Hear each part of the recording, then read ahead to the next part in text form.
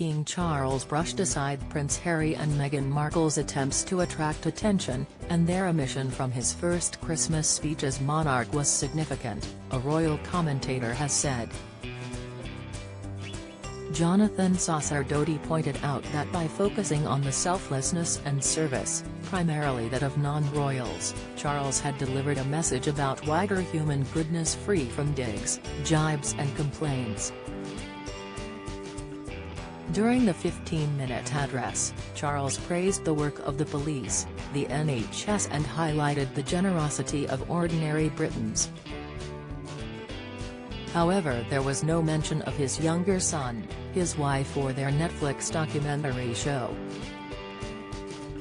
The 6-episode series was released earlier this month and packed with controversial claims, not least Harry's claim that both Charles and his brother Prince William screamed at him after he said and Meghan were stepping down as frontline royal in 2020. Mr. Sacerdoti, whose credits include the BBC, Channel 4 News and Sky News, told Express.co.uk, "I think it was significant that he didn't mention Harry and Meghan, but not in the way some might have expected." Charles was furious after being snubbed by Queen in favour of Edward, and Sophie, the then Prince of Wales, felt rebuffed after royal protocol dictated he must give up his favourite suite at Sandringham. The royal family have long spent their Christmases on the Sandringham estate in Norfolk, and this year is no different. What happened? Find out here. He barely mentioned anyone beyond a very small circle of royals tightly linked to the previous, current and next generation in the succession, his mother, his wife, and the Prince and Princess of Wales. Otherwise he focused on non-royals who were making significant contributions to the wider public in need, rather than members of his own family. Such a move seemed intentionally designed to shift the emphasis from the dramas of the family to the realities of other people's lives and struggles, Mr. Sacerdoti suggests. He added, the speech brushed away Harry and Meghan's massive efforts to pull focus and attract attention, almost dismissing those efforts as nothing more than distractions from what he thinks the genuine concerns of the royal family and society truly are. He didn't allow them to set his agenda. With respect to the substance of the speech, Mr. Sacerdoti said, he really focused on people who served others, and the selfless help they give to people in genuine need.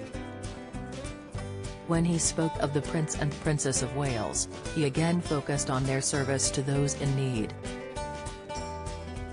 He talked of his own visit to Bethlehem, and the religious importance he felt in that place. Charles had also made a point, as expected, of talking about other faiths, and also of people who were not religious or believers in any faith, Mr. Sacerdoti stressed. He continued, instead he focused on a message of light and love for our fellow human. It was short, to the point, moving and judicious. He didn't focus on personal squabbles or victories, but instead on a message of selflessness and service, primarily that of non-royals who he praised and admired.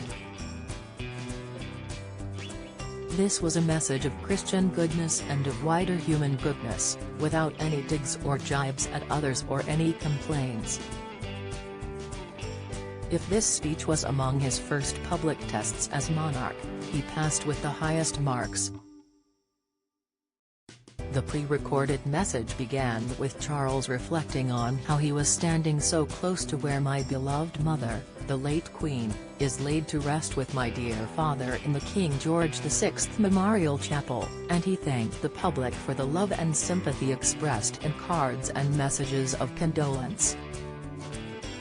He said, I particularly want to pay tribute to all those wonderfully kind people who so generously give food or donations, or that most precious commodity of all, their time, to support those around them in greatest need, together with the many charitable organizations which do such extraordinary work in the most difficult circumstances. Express.co.uk has contacted the Sussexes via Archuil for comment.